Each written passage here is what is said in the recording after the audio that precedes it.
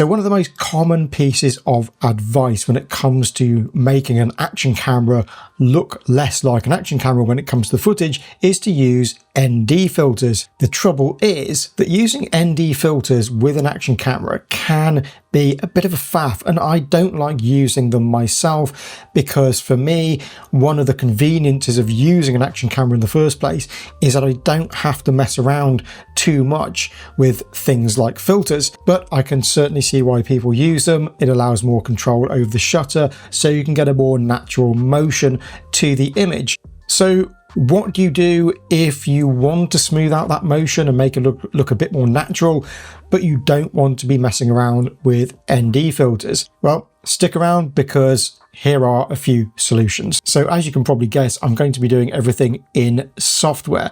I'm going to begin with Resolve, but I'm going to move on to a few alternatives as well. Now, the Resolve solution, I'm afraid you're going to need to have the studio version. And what we're going to do is we're going to add a motion blur filter. Now in Resolve, traditionally people will go to the color tab and they will go to the motion effects section and they will add motion blur there. And you might select better and increase the motion blur in the image. Now that's one way of doing it, but it's not the best way. The way to get more control over this is either to create a new node in your grading tree, and if we go to the effects library here and type in motion blur, we can get that and we can drag that on, and that's one way of doing it. But this particular effect can also be applied directly in your editing timeline as well. So I've got my effects here, and again I can search for motion blur, motion deblur. That's not what I want. I want to resolve it. I've got motion blur here, and I can drag it on here, and there's no penalty for using it either here or in the color node tree. You can do either. Now, why would I want to do this rather than use the effects tab in the color grading section? Well, simply because I have much more control and choice over how that motion blur is being created. Now, to get the best results, you want to go here and you want to select better, and you can experiment with the motion range and see what the best result for the particular footage that you're using. Sometimes large suits it better, sometimes medium, sometimes small. Most often medium seems to do the job, but play around with this and you can see the effects here in my leg. Sorry for that. I'm sorry you have to see my legs in this, but I did a mud run recently and I thought this footage might make for a good example of how to use it. So I'm going to leave that on medium for the moment, and I can select the amount of motion blur in this slider here, bring it down to nothing, or I can go right over the top there. But here's the secret sauce with this particular effect in Resolve, and that is you can select which direction the filter is taking the blur from. Now, by default, it uses the frames from in front of and behind of your current frame, and that's what the color tab does when you're in the motion effects tab in the color section. But motion blur in a camera doesn't happen that way. Motion blur in a camera occurs from the previous frame, so we can select that here, and that will only take our motion blur information from previous frames. And we can also select our granularity, in other words, the quality, and generally we want to put that up to the maximum. Now, this will use a bit of processing power.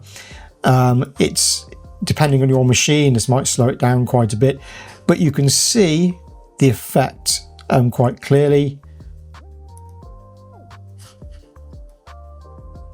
And we can experiment with, what degree of motion blur is best for any given footage.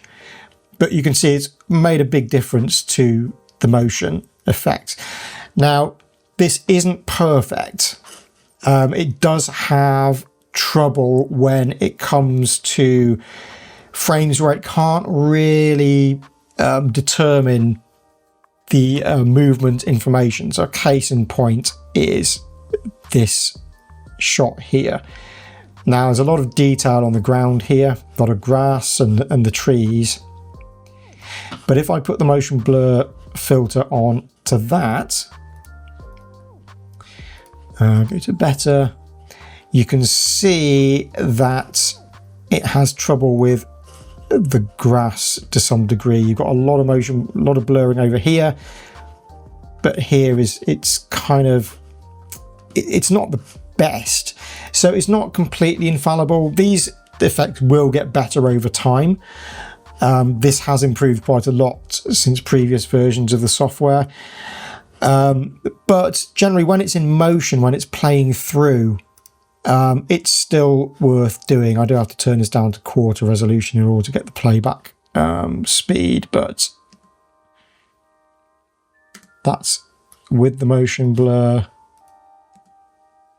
and that's without. So even with the some of the artifacts you get, it's often still worth putting on. And another good example of how the motion blur can help things is in this shot of me going down the slide. This was taken with a 360 camera, by the way, as if you couldn't tell, but this is one reason I love 360 cameras, is because you can do a shot like this. So I want more of a center speed, so I can use the motion blur filter on this, and again I can experiment with the motion range. Take that from the previous frame, put the granularity up, and that will add a nice amount of natural motion. And again, you have to experiment with the motion blur amount to see what works best for the shot, and sometimes it's better to be a bit more subtle than it is to put loads of motion blur in. So you might have to play around a little bit with it on a per shot basis. Now the limitation with this, as I said, is that you have to have the studio version of Resolve for this. Frankly, I think it's always worth buying the studio version of Resolve, because at the moment, although there's talk of some sort of fee being brought in at some point, it is, you buy it and you get upgrades for life currently, and consider the price of it. It's a fantastic piece of software for the price. Another option is third-party filters. So if you have the free version of Resolve, you can get these filters by a company called Revision, and they have the RSMB motion blur filters, which do a very good job as well. I've got the standard version here, but the thing with the RSMB filter is that you will need to use it within Fusion, and that's not a deal breaker, but it does tend to be a little bit on the slow side. It is much slower rendering than the built-in motion blur filter in Resolve. But if I add it here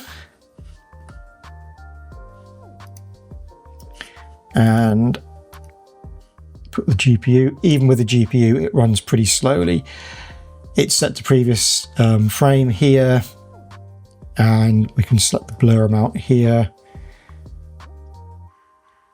and I always feel that this filter doesn't deal with things quite so well. You do get more artifacts, I feel, but it is still a pretty good option. You can turn on the sensitivity to the movement as well here.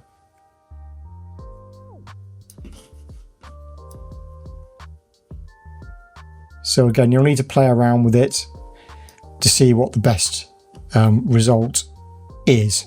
One thing to be careful of if you're working with 360 footage is that if you're using something like the GoPro reframe software and you've got camera movement like this, if you put the motion blur option on in the GoPro reframe because of the camera movement, this can increase the processing overhead quite a lot if you add the motion blur plugin on top of that, and you will get way more motion blur than you really need. So if you are going to use the motion blur plugin or a motion blur plugin, then I would turn off the motion blur option within GoPro Reframe if you've got camera movement there, because the motion blur plugin will just take care of all that stuff anyway. Right, so that's the paid for options out of the way. What happens if you don't want to spend any money at all? So I'm referring, of course, to Insta360 Studio, which has a really great motion blur effect built into it. Now, the DJI Studio software also has this ability, but it generally only really works with 360 footage that goes into it, whereas the Insta360 software will pretty much take any footage and you can apply the effect to it. So let's take an export that I had, and this is my full edit. Okay, so I haven't put the motion blur effect on in Resolve, I've just rendered this out. And this is generally the way I would recommend doing it, rather than going into the Insta360 software and applying motion blur individually to each shot. It's going to be much easier for you if you do your render out and then put the motion ND filter, as it's called here, onto it afterwards. So I've turned that on. Now, as it says here, you can't see the effect straight away. You have to play the footage in order to see the effect. So I'm going to go back here and I'm going to play it. And hopefully you can see that it has added the motion blur effect to the image. Now, there are a couple of artifacts occasionally, but generally it's a pretty neat effect, and it's free. So that's the main thing. And you know, there is nothing stopping you going in and doing each shot individually if that's what you want to do. But I'm going to bring the spread down, make it a bit less blurry. It is a little bit frustrating that you can't see what the effect is without playing it through.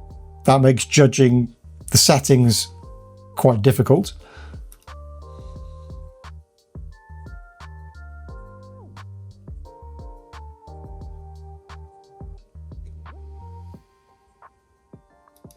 But it's a neat effect, and as I say, this is completely free, and you can just put any footage in. It doesn't matter what camera you have or what camera that footage is from. You can do that within Insta360 Studio. So that's my quick tip for today. As I say, these filters are not completely infallible. You do sometimes get some artifacts off them, but the convenience of being able to use them compared with having to swap over filters out on location is, you know, sometimes worth just that little bit of a sacrifice sometimes. But anyway, that's it for now. And if you like this video, please do check out some of my other content as well. Please do give this a like and maybe subscribe to my channel if you like. It's completely free. And I'll see you all in the next video.